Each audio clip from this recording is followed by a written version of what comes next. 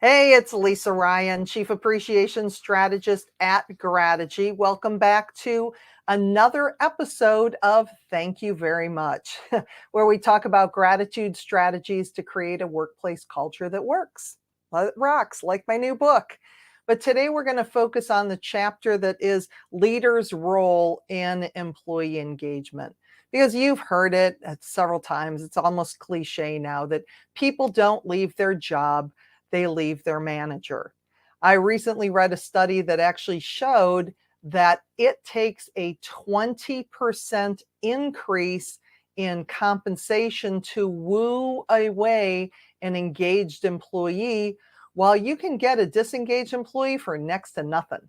And in this time of the great resignation, the great reassessment, whatever you want to call it, people are looking at their job, and no matter how much money that they're making, they're saying, do I really want to stay here? Is it worth the time for me to stay here? So, as a leader, what are you doing to create that type of environment that keeps people?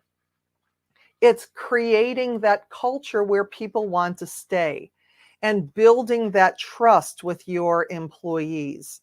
So some of the things that we talk about is, investing in your leaders. If you are a leader, investing in your own professional development. Don't be one of those leaders that when you bring in a trainer or you bring in education for your team, that you're at the back of the room checking emails because they know that you're not paying attention. Show them that you see value. And also investing in your newer supervisors, making sure that they are getting the training that they need. Because think about it, all you have to do is watch an episode or two of Undercover Boss and realize that, people have a perception of leadership and what leaders do. And a lot of times it's going to come down to training. So make sure that you create this environment of learning that people want to, and they're encouraged to learn. Thank and acknowledge your colleagues for the good work that they do.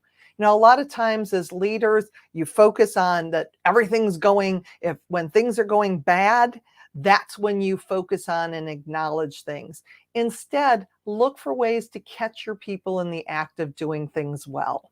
And if you're asking me, Lisa, are you saying that I actually need to thank my employees for doing their job? Well, actually, yes, I am. Because when your employees feel that they're valued, when they feel that they are making a positive impact to your company and that you value their ideas, their suggestions, they're more likely to stay. Also, think about in your career, your favorite boss of all time.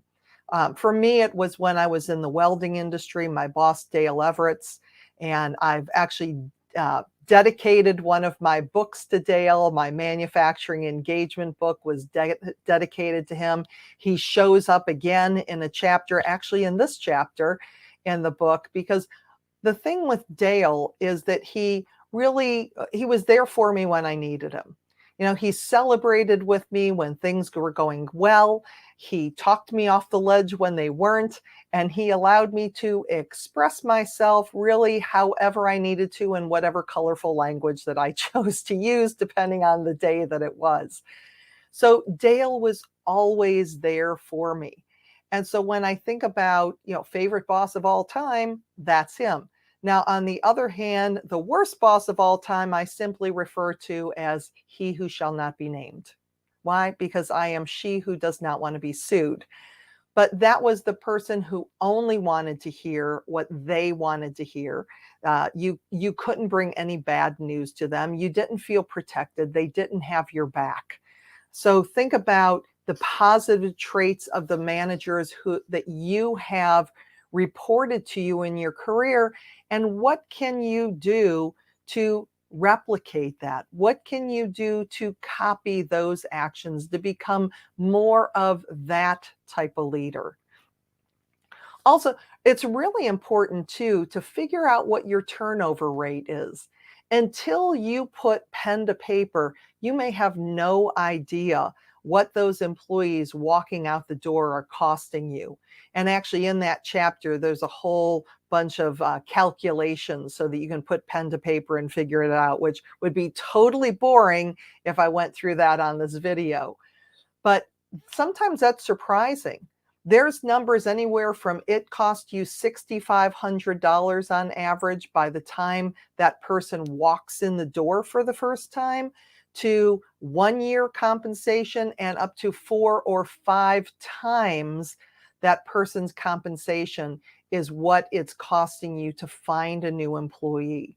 So taking the time to figure out, put the numbers to it, because once you find out what turnover is costing you, then making small investments in your employees, like in their personal development, in training programs, in doing more fun things as an organization, in building relationships, all those little investments that you're making are going to seem tiny compared to what you're losing when employees are leaving.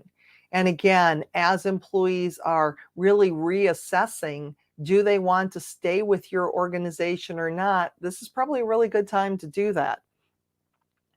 Include as many people of your employees in your engagement program as possible.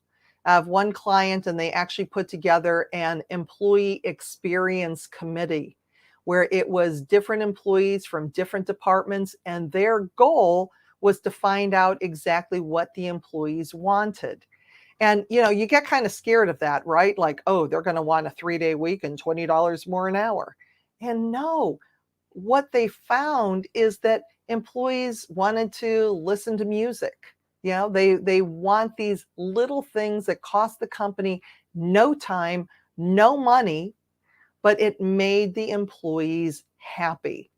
So just listening, and whatever ideas those employees come to you, your only response is thank you for sharing. You're not going to be able to act on everything that they bring to you, but chances are good that there's probably the seed of an idea that can work for you to bring that into your organization. Again, making a point to acknowledge the good. I cannot say that often enough. It really sticks with me. I was doing one keynote program and talking about recognition and the importance of gratitude strategies and all of those things. And I had a participant come up to me afterwards and said, when I do something wrong, I get recognized 100% of the time. And yet when I do something well, it's rarely acknowledged. We need to flip that. Catch your employees in the act of doing things well and be specific. Instead of saying, hey, great job, what was so great about it? When I saw the way that you took care of that customer, I mean, she was really grouchy when she came in here, and your patience and your caring and understanding really helped to fix her situation and help us retain that customer. You really have a great way with customers. Now, when you approach it that way, your employees saying, well, they're paying attention to me, and they're not only looking for the ways where I mess up. Also, sometimes even in this market where good employees are hard to find enough, you still need to get rid of those toxic employees. Because think about it. When you have a horrible toxic employee who is sucking the life out of the room when they walk into it, who is leaving as a result of their bad behavior? Your best employees or your worst employees?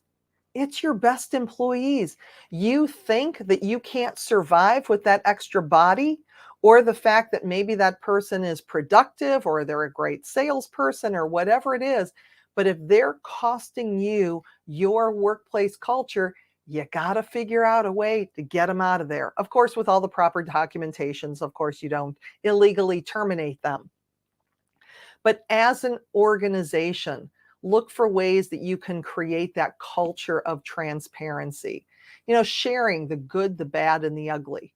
Your employees may not necessarily like what you have to share with them, but if they feel safe with your company, if they feel safe in your culture, that they can express themselves, that they're listened to, that they're valued, chances are that they're going to stay. Corporate success is not just about making your numbers. So provide things like employee assistance programs.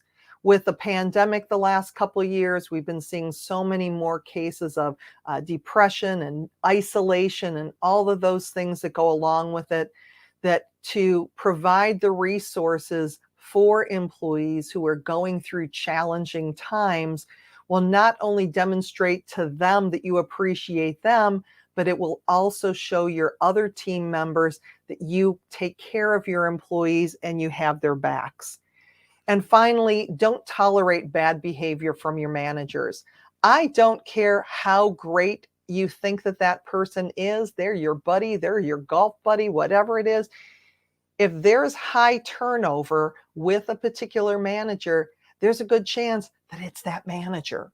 So having that conversation, providing training, and if they're not up to changing the way that they are, you also need to figure out a way to move them to their next so that they stop negatively impacting your team and your performance. So that's just one of the many chapters, many of the ideas in my newest book. Again, thank you very much. If you already have your copy and you haven't left an Amazon review, please do that. I'm putting the link to the book in the comments, so check that out below. Love to hear your comments, love to hear your feedback. And if there's things that you're doing in your organization that are helping you create that culture that rocks, I'd love to hear about that too.